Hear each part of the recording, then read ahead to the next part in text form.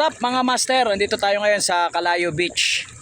Dito sa Nasugbu, Batangas. So, dala kong setup, dalawang UL para in case masira, meron tayong pamalit. So, ito Barito Ogawa na UL 702. Tapos yung aking reel ay Birking 1500 series. Tapos 8LB yung ating line, main line, tapos 15LB yung ating leader line. So yung ating lure, yan lang, mumurahin lang, Shopee lure. So ayun, let's go. Fishon tayo mga master. Honeycomb. Huwag kang aayaw, tsaga-tsaga lang. Isa. Hop. Dalawa.